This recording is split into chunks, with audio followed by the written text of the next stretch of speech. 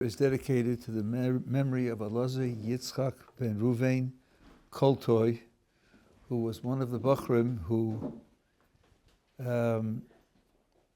died in the terrible tragedy in Meron 3 years ago.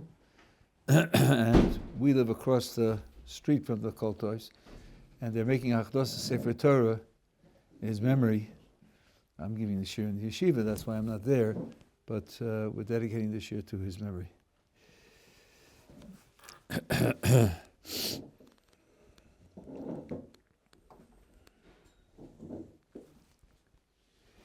Okay, so we're on page 33 or 32.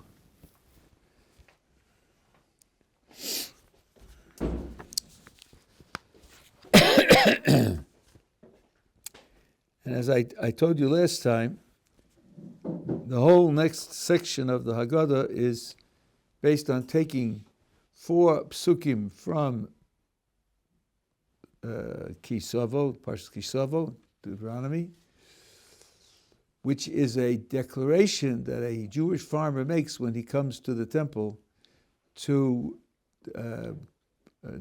deliver his first fruits, which go to the Kohen. And it's an extremely short synopsis of Jewish history. And then what happens is you quote that verse, which in this edition is all in bold print, and then phrase by phrase, the Haggadah explains each phrase in the verse by quoting other verses, most of them from the book of Exodus, which explain in more detail the events. And I think the reason why it's been, or a reason why it's done that way, in very simple terms, is that who's making the Seder? Who's celebrating Pesach? This is meant for the Jews who come into the land of Israel, and they have the temple, and they bring their sacrifice there, and they do all of those mitzvahs there. So it's starting from their point of view, and then expanding it to the greater detail that there is in the other parallel sources. So the verse says, we explained why it says this last time, an Aramean attempted to destroy my father, that was Lavan. My father descended to Egypt and sojourned there. Sojourned, of course, is not a word that you use. Lagur Meshem, Lagur is based on the word ger, which means to be someone who grafts himself onto your group. And that could have various degrees. One usage of the word ger is what we call a ger tzedek, someone who becomes Jewish and is grafting himself onto the nation. Another usage of the word is what's called a ger toshav. He's someone who, out of the world of idol worshippers, he agrees to accept the Jewish laws for non-Jews, and he lives among you as a non-Jew, living together with the Jews, having taken upon himself responsibilities that non-Jews are supposed to have. So when it said that Yaakov went down to Egypt, he didn't go there to become a citizen. He went there to be there temporarily, to be someone with an external identity who's going to be there temporarily. And he went there with a few people. He and his descendants count for 70, and then some of them were married, so there were wives as well. And there he became a nation, great, mighty, and numerous. So, here are the explanations. Then he descended to Egypt. Now, why did he go down to Egypt? Was it a pleasure trip? Did he have investments there? No. As a matter of fact, it was forced upon him by divine decree. What happened? Well, Joseph was sold into slavery, and Jacob didn't know where he was and mourned for him for 20 years. And then there was a famine. And due to the circumstances of the famine, Jacob sent his children down to Egypt to get food. And then eventually it was discovered that the second in command in Egypt is Joseph. And Joseph sends for his father and says, come and join me, I'll take care of you. And the famine is still continuing. So it became the natural thing to do, not that he volunteered to do it. Then the verse said, he sojourned there. So this text is very good because when it quotes the text of the verse, it puts it in bold print. This teaches us that our father Jacob did not descend to Egypt to settle. That wasn't his intention, but only to sojourn temporarily. As it says, now it quotes the verse that was said there to Pharaoh, when the family comes down to Joseph, he takes some of his brothers and presents them to Pharaoh. And they say to Pharaoh, we have come to sojourn in the land because there's no pasture for the flocks of your servants, because the famine is severe in the land of Canaan. And they brought all the cattle with them. And this statement implies that when the famine will be relieved, we'll go back home. So we're not coming here to stay. And now, please let your servants dwell in the land of Goshen, because, as I have told you on previous occasions, the whole plan, according to Joseph, was that his family should be isolated geographically, and isolated by the bodily sign of circumcision. And in that way, told you in the name of the Netziv, I would guarantee them success in Egypt, because that's the formula for success in all of our exiles. And as a matter of fact, as long as they maintained those measures, they were successful. And the Netziv says that the Egyptians loved them. And then when they began to move out and live next door to Egyptians, and all the people except for the tribe of Levi stopped performing the mitzvah of circumcision, that's when the Jewish Egyptians started to hate them. And the Netziv quotes a verse, Vayafoch libam l'smo esamo. God overturned their hearts to hate his people, which means that it would not have been a natural result. But this is one of the means that Kosh Baruch Hu uses to protect us against losing our identity. Why did they stop doing circumcision? That's a good question. Why did they stop doing it? It only happened after all of the original sons of Jacob died, all the progenitors of the tribes. Why did it happen? I don't know. Good question. I don't remember hearing any specific event or circumstance that led to it. We know that when you're a very tiny minority living in a big majority of people who have a different way of life from you, there's pressure on you. But why did they fail at that? I don't know. It's a good question. Now the verse says, with only a few people. As is written, with 70 persons, your forefathers descended to Egypt, and now Hashem, our God, has made you as numerous as the stars of heaven. That's the verse. That's what the verse says there, over there in Deuteronomy. I mean, in Exodus. No, I'm sorry, this is in Deuteronomy also. Now, I want to make a couple of comments here. How many people left Egypt? How many Jews left Egypt? So, if there are roughly 600,000 men over the age of 20, and you can assume there's an equal number of women, approximately, that's already 1,200,000. And if you have an expanding population, a lot of the population is in the under 20s. So you have, I would say, a rough figure of 3 million people. They were there for 210 years, and they came down with 70. Well, as I said, there were wives also. Let's say it's 100. Can you really get from 100 to 3 million in 210 years? Yeah. And then the clever, semi-informed person says, oh, Rabbi, I heard a midrash that says that they gave birth to 6 at a time. See? That's what the midrash is doing. The midrash is making it possible to get from 100 to 3 million in 210 years, because otherwise it wouldn't be possible. Now, this type of population study is very difficult. I made a very rough calculation, and it could be that it's not realistic in certain ways. I tried to get information on it. It's not easy. But let's imagine you have 7 generations. Let's say a generation is 30 years. So you have 7 generations.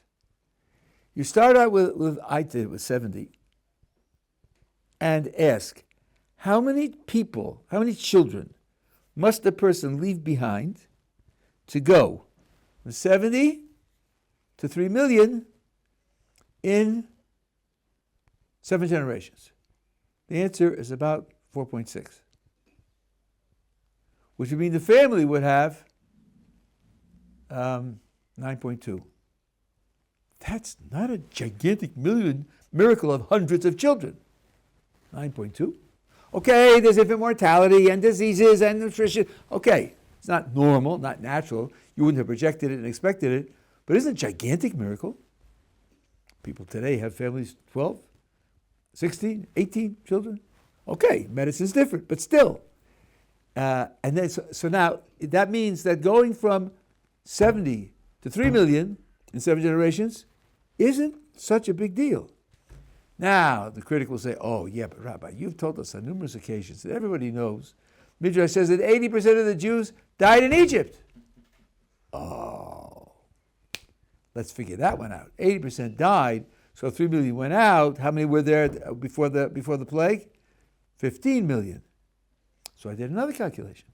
How many children must each person leave behind to go from 70 to 15 million in 7 generations? The answer is about 5.7 or 5.8. Because you have a figure to the 7th power. So when you make a little raise in the figure, it goes up a lot. 5.7, 5.8 is 11 plus children. Again, not a gigantic miracle. So the Midrash that says it was 6 at a time is not coming to answer up a mathematical impossibility so as to make it possible. That's not what's going on. You got a question? No? Okay. That's remark number 1. And number 2, in the book of Genesis, it says several times that God's going to multiply the descendants of Abraham and of Jacob. And one time it says like the stars of the heavens, and another time it says like the sands of the sea and so on and so on. So from time to time I get an email. Well, we have now the current estimate of the number of stars in the universe is 10 to the 22. Of course, the estimates change, by a factor of 100 or 1,000 or 10,000. But all right, let's not worry about that. So how could you have in your holy book that God promises that they'll be like the stars of heaven? So part of the answer is, why are you asking me an objection from the promise? Why don't you ask me an objection from the verses that say that it really happened? This is Moses talking to the people going into the land of Israel and saying, and now you are as numerous as the stars in heaven. And when King Solomon dedicated the temple and gathered all the people together, he says also, you're as numerous as the stars in heaven. So maybe it isn't making an astronomical remark. Maybe it's talking about just as they're innumerable, so you too can't be counted because there are many of you and there are many scattered in various places. And here they were all together. That coming to try to count. There's another verse here. When in the 2 years of the famine, when Joseph was gathering grain in the years of plenty, when he was gathering grain to have a store against the years of famine. So the Torah actually says, they stored up so much grain that they didn't count it because there weren't any more numbers. Kain mispar. Couldn't count it because there weren't numbers?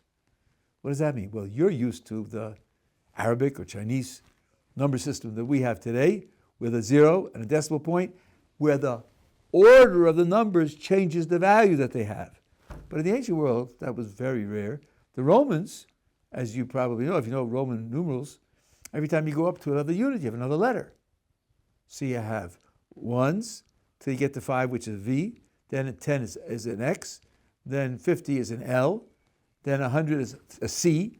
As you go up to greater units, you have different letters.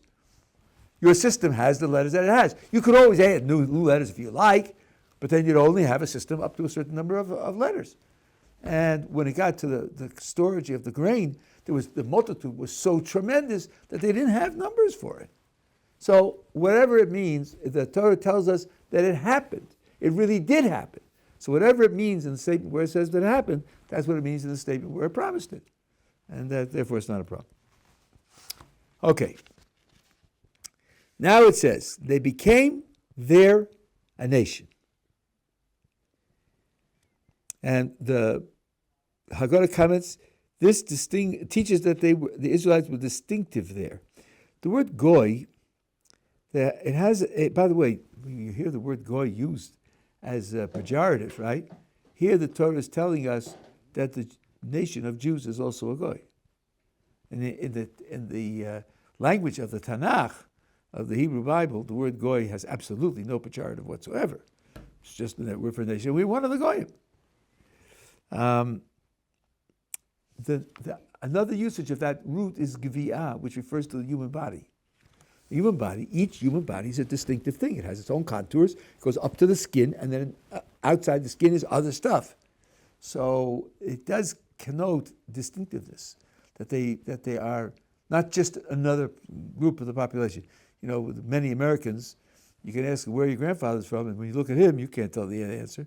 Whether it's Ireland or Italy or Germany or the Netherlands, he just looks like an American. So that means that something remained that gave us a distinct identity. Now, I have mentioned, you probably heard this in other shirim as well, that the distinctive Jewish identity deteriorated. So the Midrash, or the Gemara, says that they were redeemed because they didn't change their clothing, they didn't change their names, they didn't change their language. They had certain cultural trappings which still identified them as Jewish. They were still distinct, even if these things are relatively trivial. If you're worshiping an idol and you're just a Jew who's worshiping the idol, that's not very good. It does say that many of them are worshiping idols. But this idea of distinctiveness is necessary for there to be any identity to redeem. That's why the Haggadah makes a point of it. Now it says, Gadol Atzum. Now, and then Rav, which is coming up in the next paragraph. Gadol means big, but it can mean also great. We speak about Hagoon Hagodol. Gaon means scholar, outstanding scholar. Godel doesn't mean he's 6'7" and weighs 250 pounds. Godel means he's a great scholar. His scholarship is large, and therefore he's a great scholar. And it can be used for greatness. Atzum means powerful. So the Haggadah quotes a parallel verse. The children of Israel were fruitful, increased greatly, multiplied, and became very, very mighty. The land was filled with them. So this is the same words as we have in the verse from Deuteronomy. And then it says the land was filled with them, and here's the testimony to what I told you, that they no longer lived in Goshen. They didn't live separately, but they spread out. They were everywhere. Now, the Rav. So now, the word Rav, I think the right word in English. You know, they distinguish in English grammar between count nouns and mass nouns. So there's shoes. Then you could say, how many shoes do you have? 26. Then there's footwear. You can't say how many footwear do you have. How many footwears do you have? It's not a noun. It doesn't have a noun. It doesn't have a, right? It's like water. Water is a mass noun. So if you want to say how many, you've got to introduce a unit. You can ask, how many quarts of water do you have? How many ounces of water do you have? But how many water do you have doesn't make sense. You can't say that in English. The word Rav means a lot. It can mean a lot for something that has units, like shoes, or it can mean a lot for something like water, which doesn't have units. You have to impose units. It just means a lot.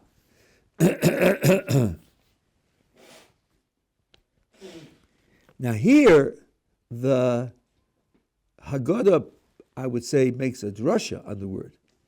Because it says, Revava ketzemech hasadeh nisatich.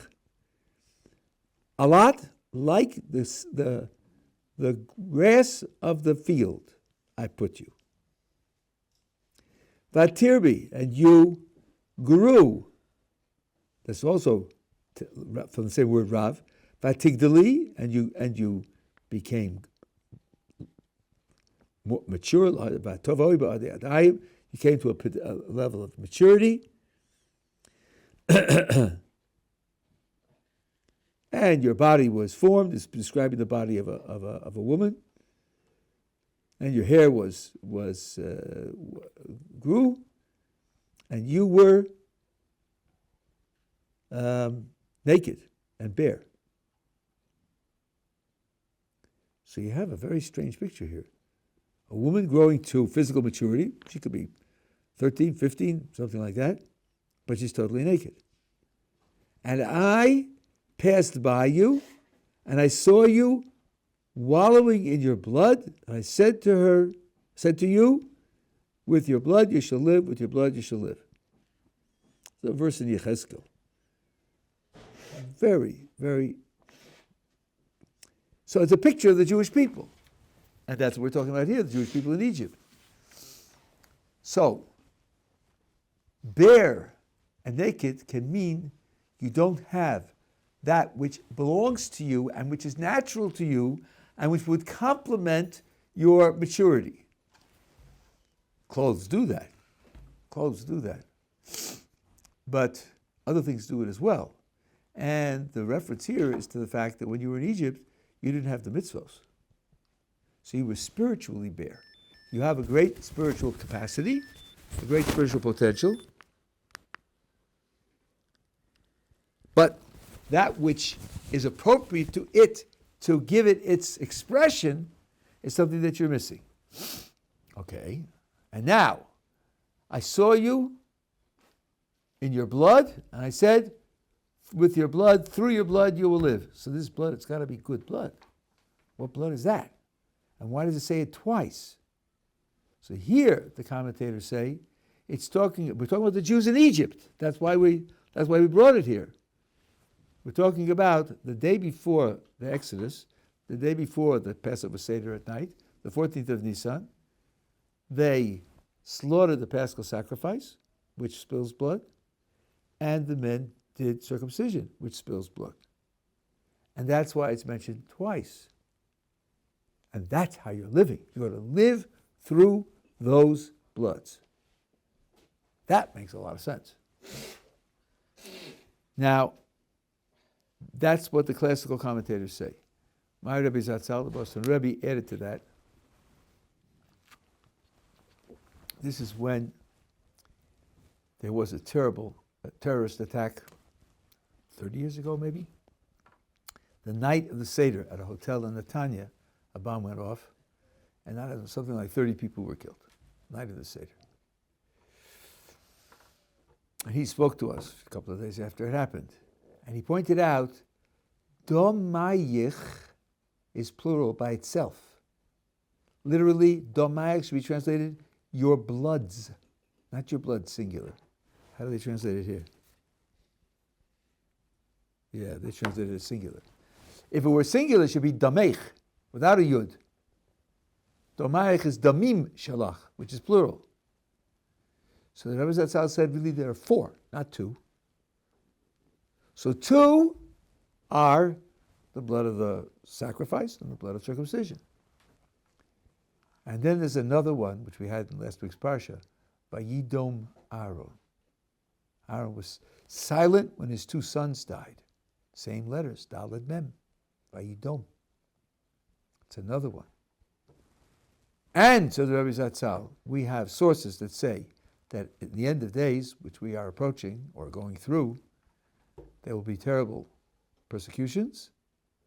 And the mitzvah he quoted from Rabbi Lopian, who was quoting the Chafetz Chaim, that the mitzvah then will be to be silent also. Not to open a mouth to complain and object and despair, but just to be silent. So those two also are the dam, dalad mem, through which you live. The ability to be silent in the face of a tragedy.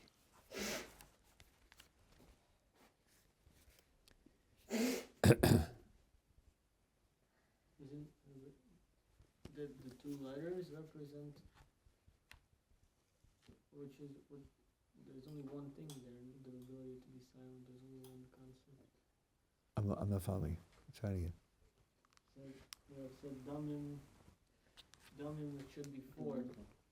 Because in the verse, the phrase is repeated, B'damayach chayi, b'damayach chayi, said twice. That gives you two. But each one of those phrases is already plural.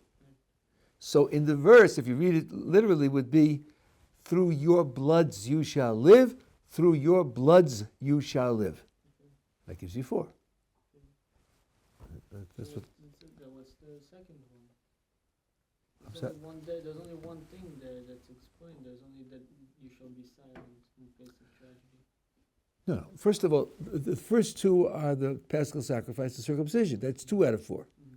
Then there's Aaron, who was quiet when his sons died. That's the third. And there's other people being quiet when they face tragedies, in particular the tragedies that will take place in the run-up to the coming of the Messiah. That's 4. That's how he divided it up. Okay, next verse. The Egyptians did evil to us and afflicted us, or deprived us, and imposed hard labor on us. Here there's a beautiful ambiguity. I forget which commentary I saw this in. The literal Hebrew would read, the Egyptians eviled us. Vayareyu osanu. They eviled us. That can be read 2 ways. One way is, they made us evil. And the other is, they did evil to us. And this commentator wanted to say that the one hinges on the other. If their assimilation tactics had no effect, if we had remained faithful to the original tradition, they wouldn't have had the power to do evil to us. But the first step was forcing us putting pressure on us into a position of assimilation, losing our own identity, and then they could do evil to us. And this, again, fits with what the Netziv says, that if we had stayed in Goshen and maintained circumcision, then everything would have been fine. But their attempts at assimilation were successful, and then after that, they were able to do evil to us. So they deprived us, and they put on us hard labor. Now the question is whether that's 2 different things, or it's an explanation. The vav in Hebrew, as you probably know, means and. Well, it means and a lot of the time. But there's a part of the time where the vav doesn't mean and. It can be an explanation. A, vav B means A happened through B happening. A happened because of B. The vav doesn't have to mean and, as if they're 2 separate things. So the question is what it means here. And you'll see in the explaining verse that it can mean through. So, the Egyptians eviled us. As it says, this was the resolution of Pharaoh and his advisors to oppress the Jews. Let us deal wisely with them, lest they multiply, and if we happen to be at war, they may join our enemies and fight against us, and then leave the country. This is the resolution of putting them to work. So, if this is the resolution of putting them to work, they're not yet at work. They're not yet slaves. Why then would Pharaoh say, lest they become many and join, and there'll be war, join our enemies and fight against us, and then leave the country. Why would they want to leave the country? If they decided to rebel, and there's an external power that's fighting, and they join with the external power and are successful, what ought to be the outcome? Stay there and take over! Why would you want to leave? Where would you go? Egypt has the Nile River. The Nile River makes it fertile. It makes it wealthy. Egypt is the source of a great civilization, a great empire. Why would you want to leave? Just take over. So the commentators say this is a style in the Tanakh, and it's a style that Jews have taken over. When you are predicting some terrible consequence for yourself, you don't say it out clearly in words that this will happen to me. Either you say it'll happen to those who hate me, you really mean yourself, but you say it that way. Or here, it means that what he's really worried about is if the Jews become a fifth column and there's an external enemy and they win the war against us, they'll push us out of the country and take over. Not that they're going to leave. Why would they leave? If they had an interest in leaving, they could have left before now. When these words are spoken, they're not yet slaves. They're free agents. So just get up and leave. No obvious motivation that they are interested in leaving. So that's one thing. And then the whole purpose of this is, let's be wise, lest they multiply. So when they make them into slaves, as we'll see explicitly in the coming verses, the point of the slavery was not to get free labor. And you may have heard this, so that's why I'll mention it. It's really off the charts. I get from time to time. Rabbi, you think that the Jews built the pyramids in Egypt? Well, we know that that's not true. Excuse me. Our books don't say we built the pyramids. It says we built, as we're going to read, we built storehouses for storage cities for Pharaoh, not the pyramids. And secondly, that wasn't the purpose. The purpose was not to get free labor. The purpose was to prevent them from multiplying, as it's going to say.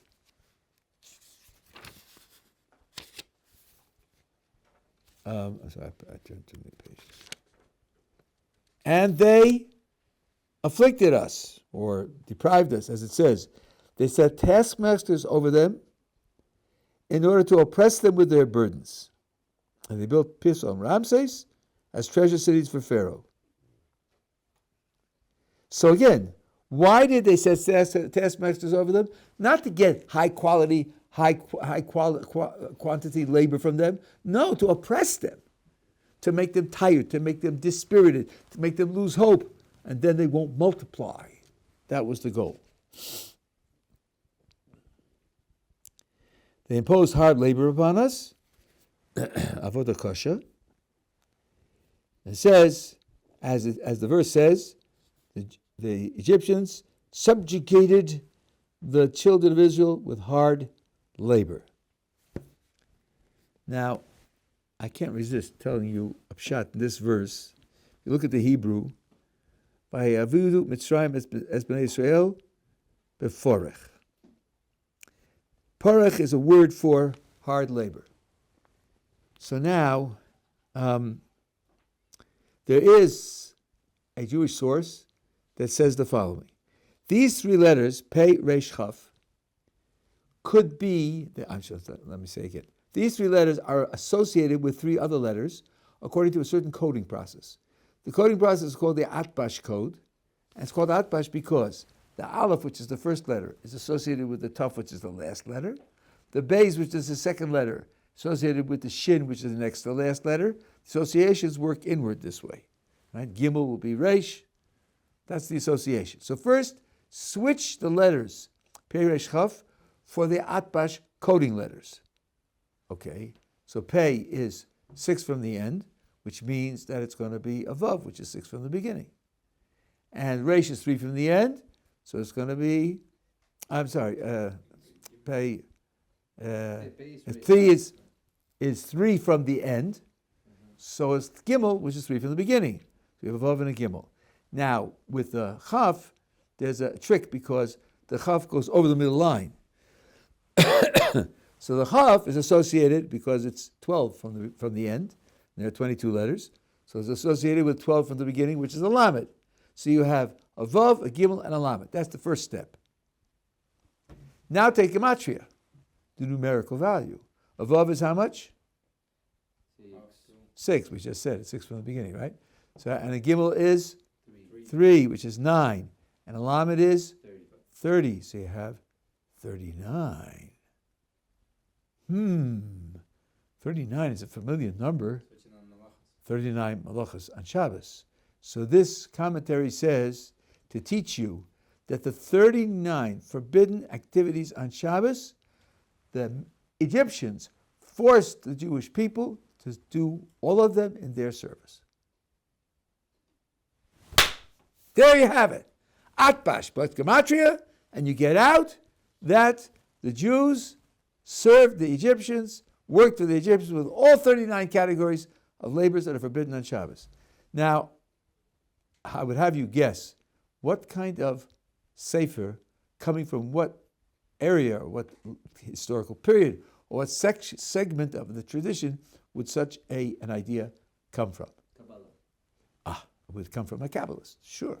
This is the kind of thing that Kabbalists do. Sorry? Zohar? Could come from the Zohar. Zohar is the major word of Jewish Kabbalah. So that certainly fits. Narrowing down. Or I'm sure someone will think of it as a Hasidic text. Yeah, the Hasidim do a lot of associations like that. Well, I'm glad you're all sitting down. Hold on to your yarmulkes. It's Tosfos. Tosfos in the Gemara. Does that mean that your first two suggestions were wrong? No, they were right. The Tosfos were Kabbalists. Yes, they were.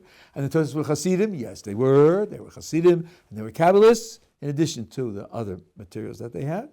And that's why this Tosfos says it. And if anybody says to you, yeah, Gematria and Atbash, that's sort of joking and it's not serious, tell them the Tosfos said so. At any rate, what you see here is something fascinating. The 39 categories of physically creative activity that are forbidden on Shabbos are also the 39 categories of creative physical activity which were used to build the Mishkan. That's where it's derived from. Don't do on Shabbos the things that are necessary to build the Mishkan.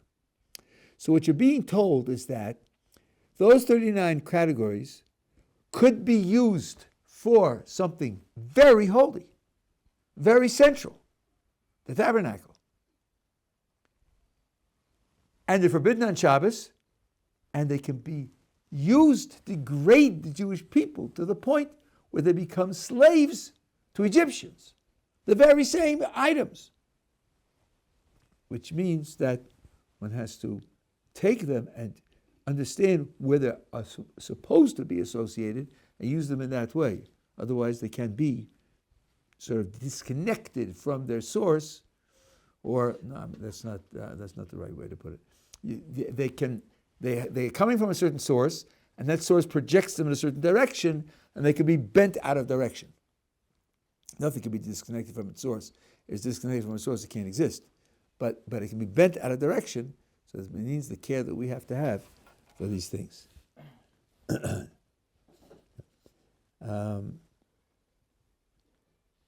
Okay, the next verse. We cried out to Hashem, the God of our fathers. Hashem heard our cry and saw our affliction, our burden, and our oppression.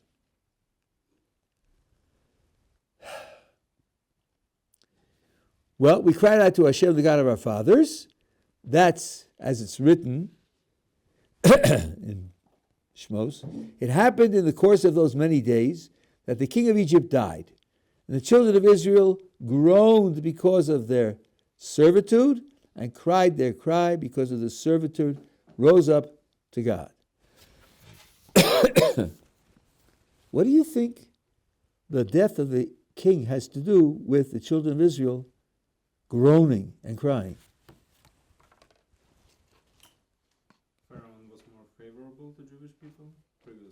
The previous Pharaoh. Okay, I mean, it does sound like when he died, they cried. So then time, but at least it's a relevant thought.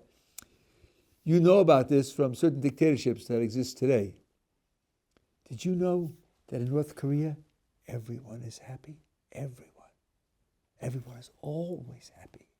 Because they have to be happy. Because otherwise they're going to be dead. When can they cry? When the great leader dies. Then they can cry. What are they crying about?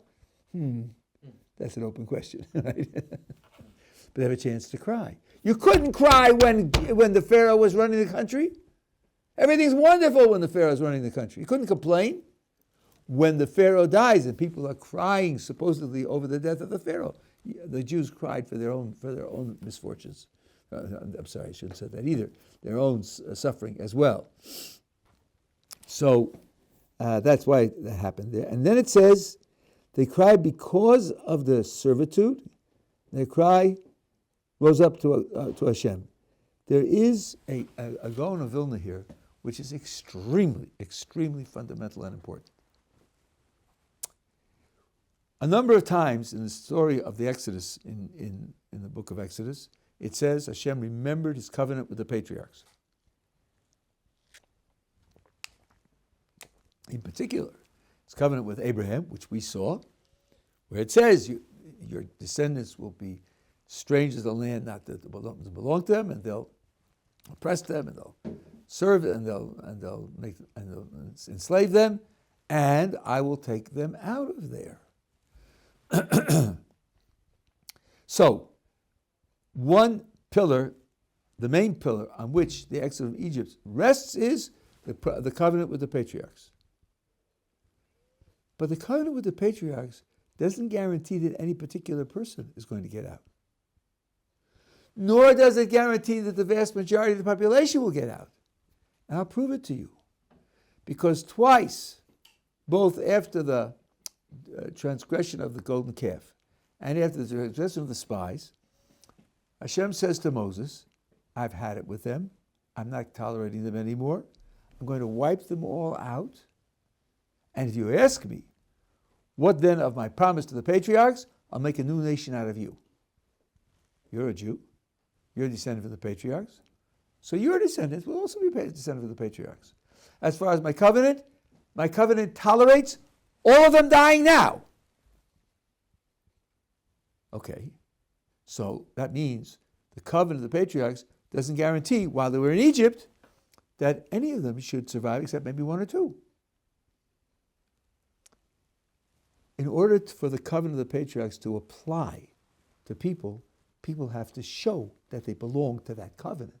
It can't just be a fact in the background, which is of no interest to them in their life and the way they live their lives. So, HaKadosh Baruch Hu arranged extra pressure in the servitude so as to make it unbearable, so as to cause them to cry out to the God of their fathers, which then makes them relevant to the covenant, and therefore they can be saved. And now, when you're looking at it, you see the increased pressure of servitude, you think, why isn't God stopping that? Why isn't God preventing that? Why isn't he saving them from that?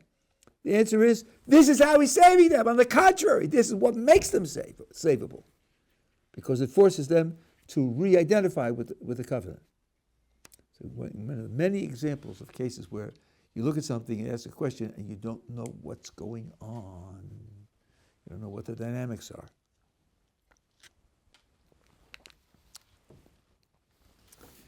Maybe a little later I'll expand on what my Rebbe said on the trip we took to Europe. She said also something very profound here. And Hashem heard our cry. As it says, God heard their groaning, and God recalled his covenant with Abraham, Isaac, and Jacob. There it is, black on white. He heard their groaning, and that was made the covenant that he made with Abraham, Isaac, and Jacob relevant to them. Now, I have to tell you that recalled. Golly, here the verse says he recalled. Does that mean that sometimes he forgets or could forget? No. The word recall, to remember in Hebrew, in biblical Hebrew, can have another meaning. And that meaning is to make a present decision on the basis of a past fact. And that's what it means here. So you say, Rabbi, how do I know that you just didn't make that up? Where did you get that from? Oh, it's always translated to recall, to remember, always. Never is it translated the way you're saying. So I say, that's a good question. Don't trust people, and certainly don't tolerate things being made up just to get out of a difficult spot. If you look at the beginning of the second chapter of the book of Esther, which we read not too long ago, and I told it to you there when I taught the book of Esther, it says, in the first chapter you have the feast, and the queen is banished. The oral tradition tells us she was killed. And then, the beginning of chapter 2, it says, Achashverosh remembered the first queen, and remembered what she did, and remembered what happened to her. Are we supposed to imagine that in the interim, Achashverosh forgot about it? He's wandering the palace. He says to his aides, where's Vashti? I haven't seen her in a while. She in Acapulco running up the credit cards?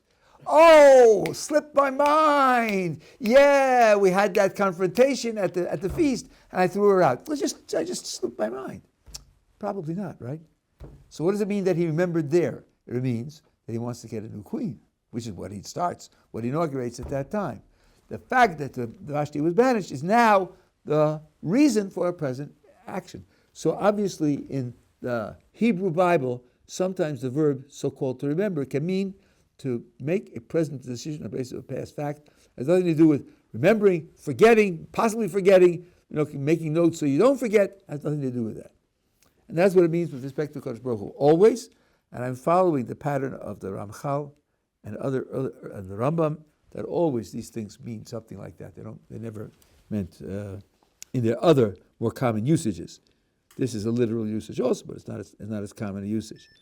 So he remembered it because of the groaning, because of the prayer. If that hadn't happened, they wouldn't have been relevant to them.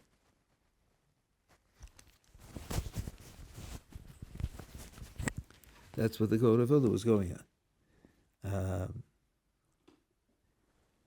Now it then says he saw, and again I told you the word for affliction here means deprivation, and the Haggadah comments, this is a disruption of family life, because they did have some success in disrupting family life. That was their goal, the Egyptians, just to prevent the multiplication of the population. And he quotes another verse, God saw the children of Israel, and God knew. Now what is it that God could see and only God would know? Well, private life of husband and wife, that's something which isn't going to be visible, isn't going to be known to anybody else. So it's a very natural thing to say that we're talking about here when it says God saw and God knew, meaning that he saw and he knew in a way that nobody else would know. So it's very natural so it means that there was some success, which means that the 3 million is even in the face of the fact that there was some success of the Egyptians. It could have been more if it hadn't been that way. Okay, we'll pick it up tomorrow in session.